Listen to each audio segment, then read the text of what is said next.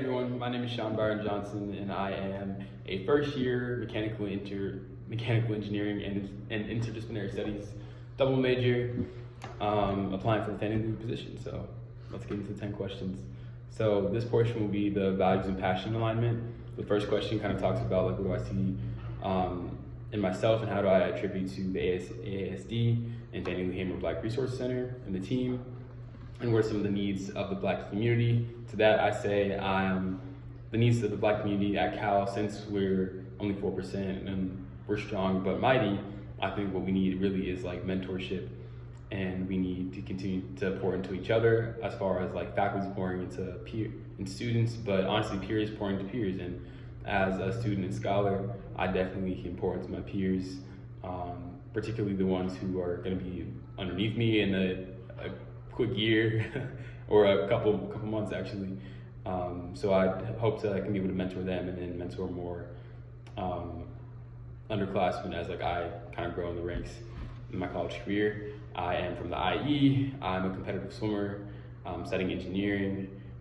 So these are, I guess, being a competitive swimmer, studying engineering, these are a couple of things that you might not see from a Black person, especially in California. So I have those like unique experiences that I think that I can connect with different people.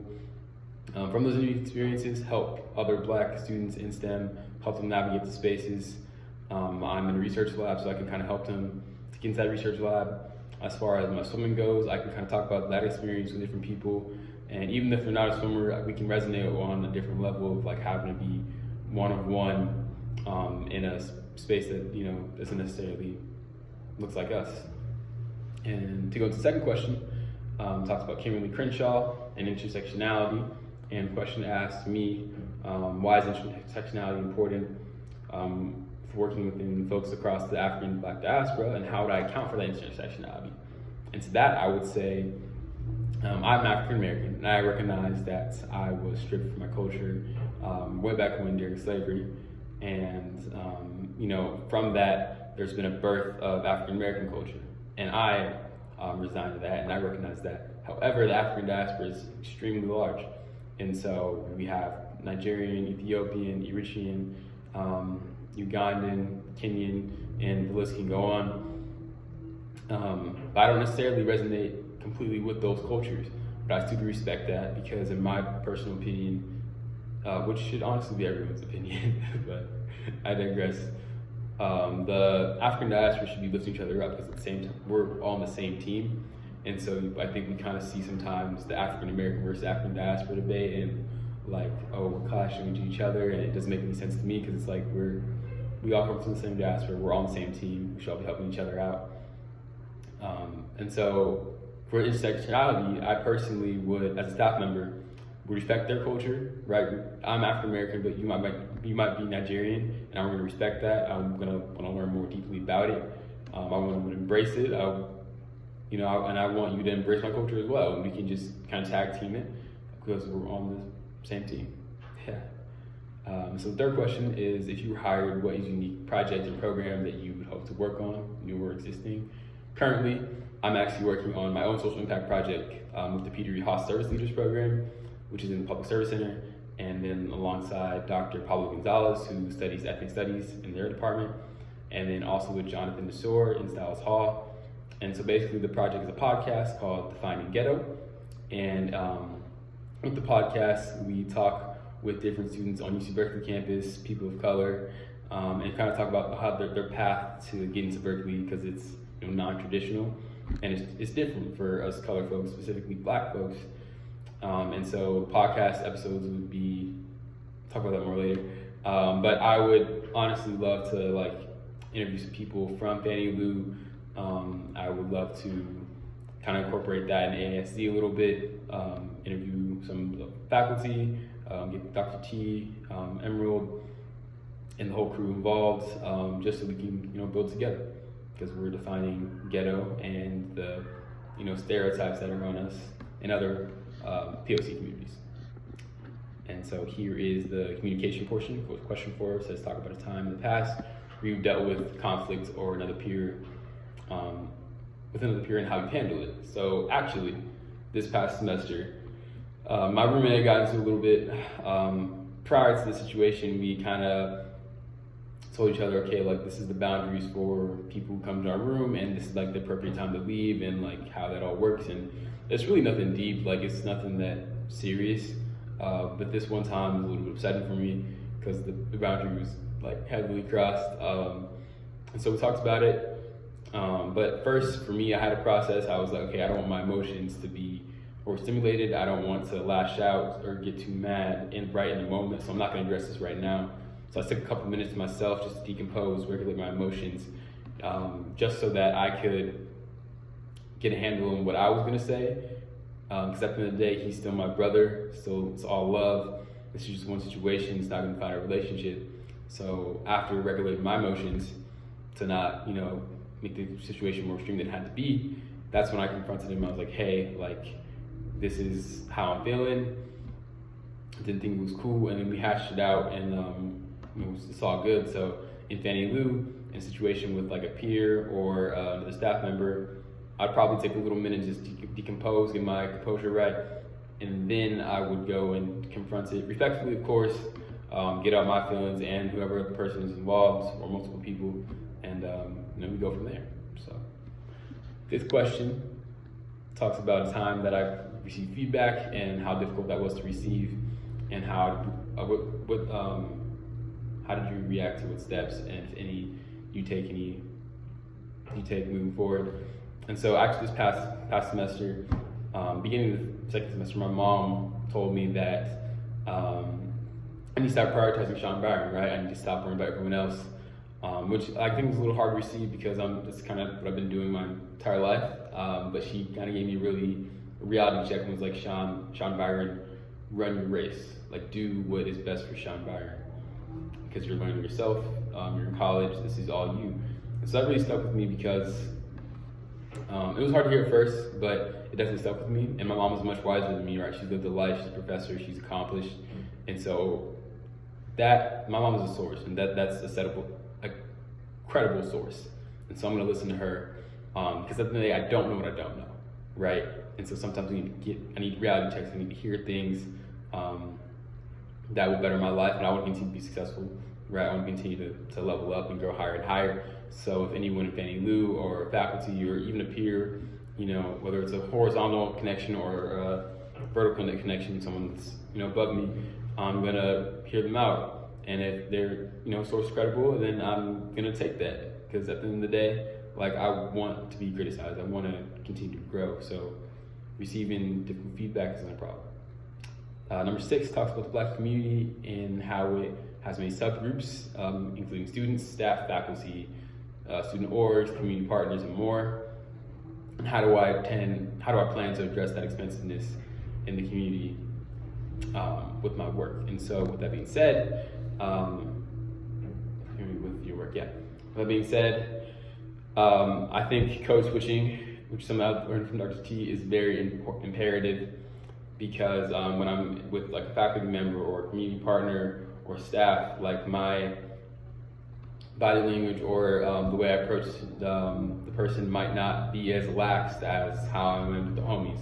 And so I'm going to keep respectful no matter who I'm talking to, whether it's a faculty member, peer, or whoever.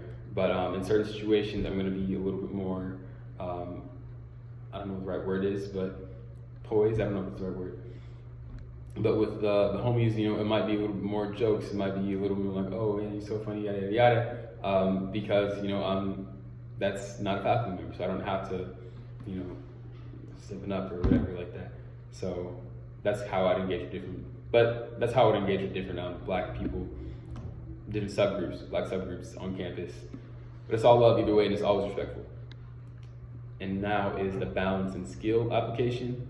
So talk about a time, question 7 says talk about a time you took initiative to make change in something. What was your accountability plan for yourself and others? I'm gonna go back to the podcast and social impact project I'm doing. So I'm a mechanical engineering major, but I recently took on the interdisciplinary studies major because I believe that STEM and social impact is the best ways to help people. And I'm really into advocacy and policy. And so with the social impact projects, with this podcast, the Peter Reed Haas Service Leaders Program, I'm being funded to be able to make change And so the podcast, through these stories that I'll be interviewing different people of color on campus through these stories, the podcast episodes are actually going to be in like the morning announcements, video announcements at high schools. And so I'm currently trying to establish a partnership with Deanta High School and then another high school, San Bernardino High School, which is like where I'm from. So that like their students can see themselves within us, because a lot of those students at those schools, people of color, they might not think that they can make it to a school like Berkeley, but they definitely can. We can't guarantee they'll get into Berkeley, but we can at least inspire them. And so that initiative came from me being from Fontana, California, which is like right next to San Bernardino, and my mom advocating on my behalf all the time in getting me to a better high school than that was in my area. Because people in my area, that wasn't necessarily, college wasn't the goal, it wasn't the dream. But my mom was a big advocate for me. And so in some ways I can be advocate for them. I'm not saying I'm not doing leaps and bounds like my mom did, but I definitely will, through the podcast, try to inspire them like my mom inspired me and how she gave me exposure. And this is what that's going to do. So that's kind of where the initiative came from. And not going to stop. Question 8. What are other things on campus, community that you're involved in? How do you balance all the roles and responsibilities as a student, community member, family member, student org member, leader, etc.? So I am currently on the BESA board. I'm in the biomechanics lab with Dr. O'Connell.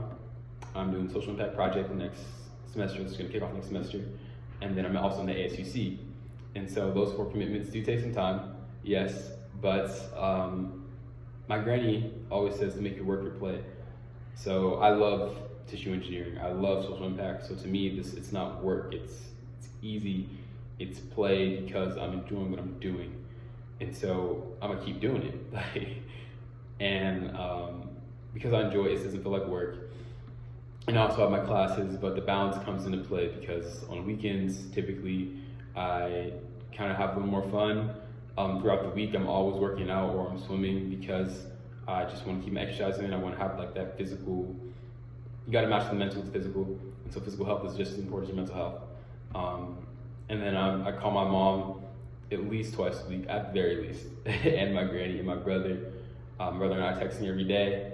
I do Waffle Wednesdays with my friends. So on every Wednesday, we send a video catching each other up on our weeks. Just to kind of stay connected with the people back home because they got me here, right? And so I also interact with all my friends, just stay social, and just love to talk to new people. So that's kind of how I keep myself sane. I take a salsa class Tuesday nights, do the open practice salsa with my friend Maya, which is something new, something else I just kind of picked up because it was sounded cool, sounded fun, it's a little de-stress. It has nothing to do with academics, and that's kind of the beauty of it. So that's what I love. And then last question, or there's 2 more questions. Question 9 asks, what do you hope to gain from this position? Honestly, AFRIFLOR has been amazing. It was a culture shock at first because I've never been around this many Black people in my life. Back home, my neighborhood is mostly Hispanic, and then my schools were always Asian and white. So being around this many Black people has just been dope. And working with any new job would just give me community, just like I had here. It also allowed me to enhance my leadership and personable skills. And then I can contribute to the Black community. I can give my part as an African American male. I just feel like I have to, and I want to. You know, it's the obligation and it's the want for me to contribute to the Black community, and I feel like I can do that in part by being on the family staff. So the last question is, do I have any questions for you guys? Only question I have is like, how does keeping the job work long term? Like if I get the position my sophomore year, can I keep it all the way to my senior year and it's no problem, or do I have to reapply every time? Which I don't mind doing. But this interview has been great. Whether or not I get the position, I just appreciate y'all taking a chance. It's been honestly a dope first year. Kind of a lot of learning to go with it. Definitely difficult at times, but I'm just glad to be part of the community. So thank you guys. Catch you later. See you.